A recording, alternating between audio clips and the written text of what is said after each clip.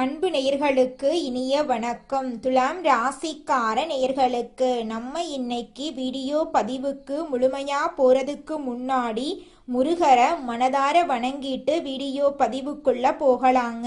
ஓம் முருகா போற்றி, ஓம் முருகா போற்றி, ஓம் முருகா போற்றி. காக்கும் முருகனே போற்றி. நல்லதே நடக்கும், நல்லது மட்டும்தான் நடக்கும். நம்மளோட துலாம் ராசிக்காரங்க கற்பனை உலகில் வாழக்கூடியவங்களா இருக்காங்க.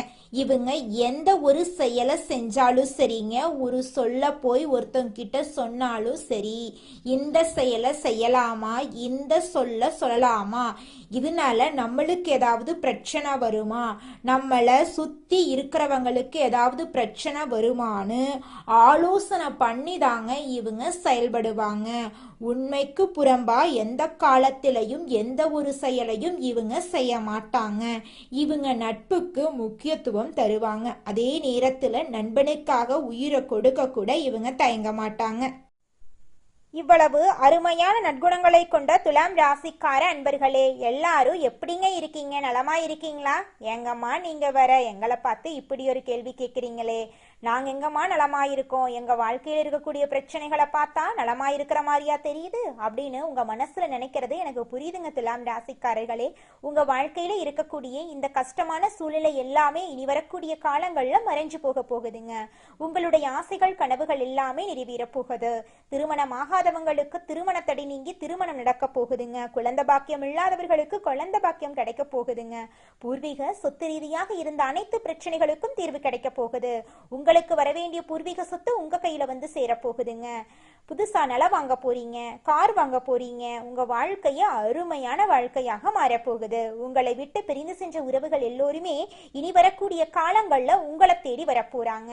உங்க வாழ்க்கையில இருந்த அனைத்து பிரச்சனைகளுக்கும் தீர்வு கிடைக்கக்கூடிய மாதமாக உங்களுக்கு இந்த மாதம் அமைஞ்சிருக்குதுங்க.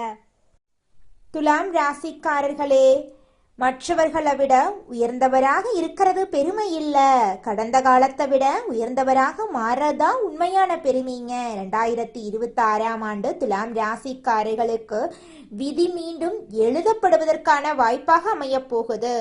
துலாம் ராசிக்காரர்களுக்கான 2026ஆம் ஆண்டின் கிரக அமைப்புகளை பத்தி நம்ம விரிவா இந்த வீடியோ பதிவுல பார்த்து தெரிஞ்சுக்க போறேங்க.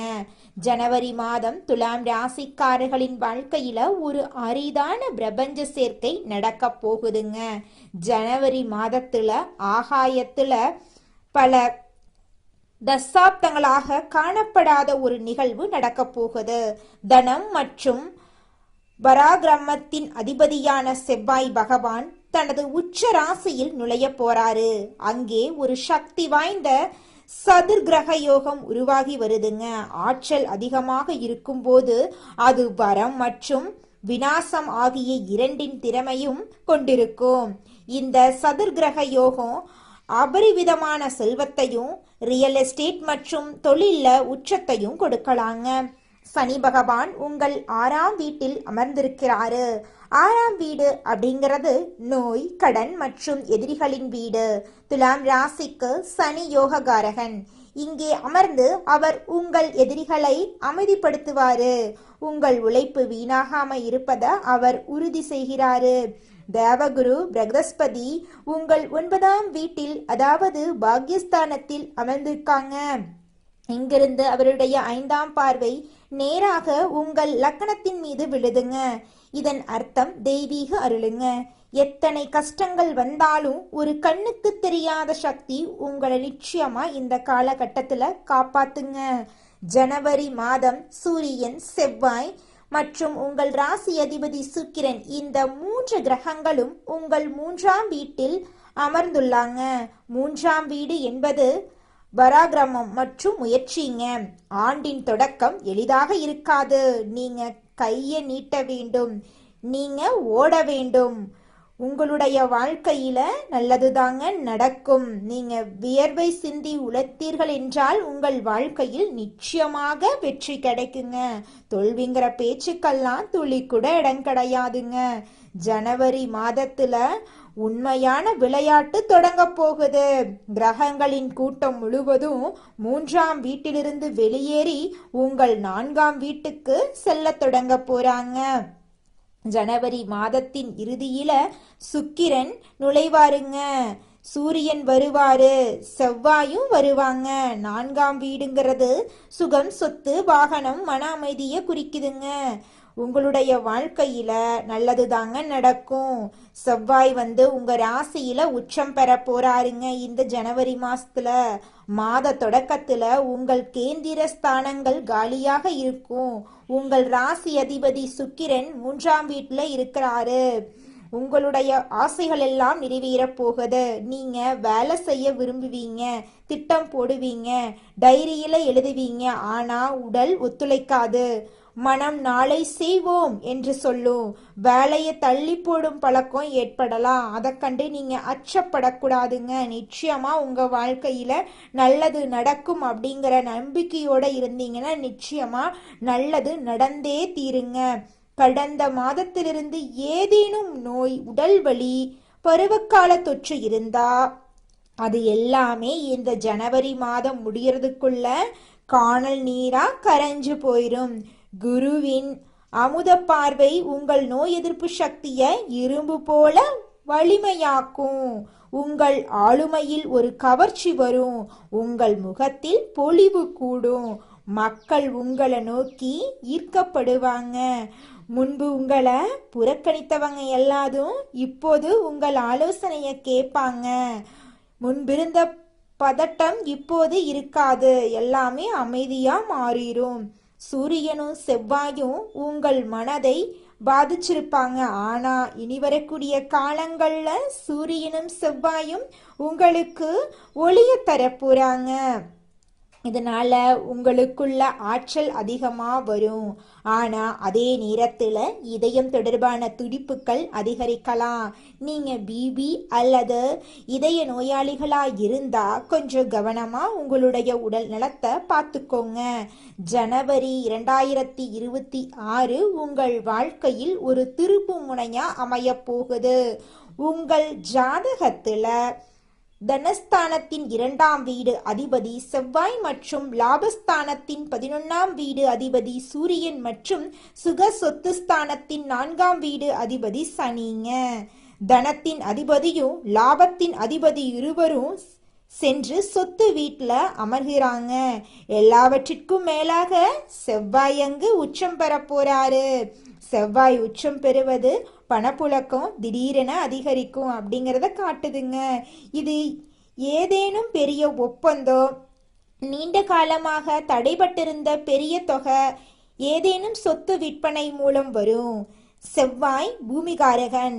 அவர் உச்சம் பெற்று சொத்து வீட்டில் அமரும்போது ரியல் எஸ்டேட் துறையில உள்ளவர்களுக்கு அதிர்ஷ்டம் கொட்டும். கடந்த பல வருடங்களாக நீங்க சொந்த வீடு வாங்க வேண்டும் என்று கனவு கண்டு கொண்டிருந்தாலே அல்லது நிலம் வாங்க நினைத்து அது நடக்காமல் இருந்தாலோ ஜனவரி மாதம் முடிகிறதுக்குள்ள நீங்க அனைத்து ஆவணங்களையும் தயாரா வச்சுக்குவீங்க.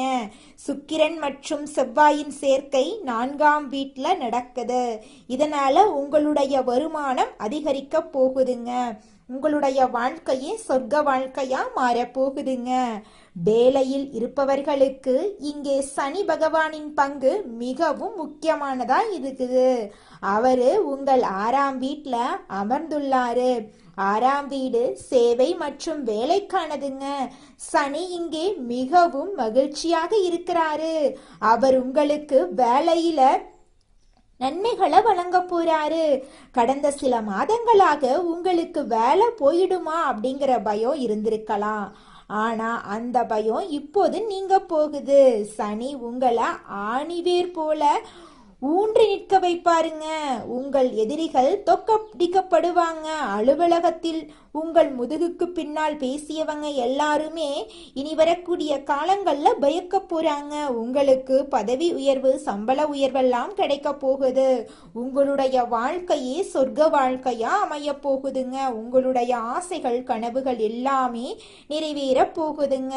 துலாம் ராசி இல்லத்தரசிகளுக்கு மிகவும் சிறப்பு வாய்ந்த மாதமாக இந்த ஜனவரி மாதம் அமைஞ்சிருக்கு.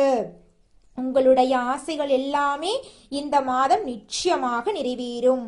உங்களுடைய வாழ்க்கையே சொர்க்க வாழ்க்கையா மாறப்போகுதுங்க. இது நாள் வரைக்கும் உங்களை வேண்டான்னு ஒதுக்கி வச்ச சொந்த பந்தங்கள் எல்லோருமே இனி வரக்கூடிய காலங்கள்ல உங்களை தேடி வரப்போறாங்க. திருமணம் ஆகாதவர்களுக்கு திருமண தடை நீங்கி உங்களுக்கேற்ற சரியான வாழ்க்கை துணையோடு திருமணம் நடக்க போகுதுங்க. இந்த உலகத்துல யாருங்க கோடீஸ்வரன்? கோடி கோடியா பணம் வச்சிருக்கிறவங்களா, பிடிச்ச உணவுகளை சாப்பிட்றவங்களா, பிடிச்ச உறவுகள் கிட்ட பேசுறவங்களா? இதுல யாருமே கோடீஸ்வரன் கிடையாதுங்க.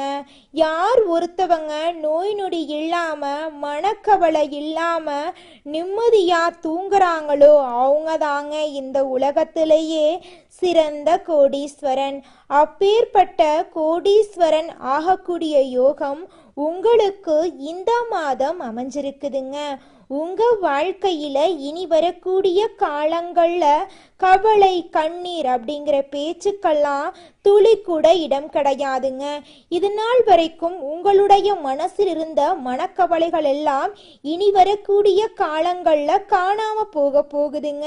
நீங்க சந்தோஷமான ஆரோக்கியமான வாழ்க்கைய இனி வரக்கூடிய காலங்கள்ல வாழ போறீங்க. உங்க வாழ்க்கையில சந்தோஷம் நிலைச்சிருக்க போகுதுங்க.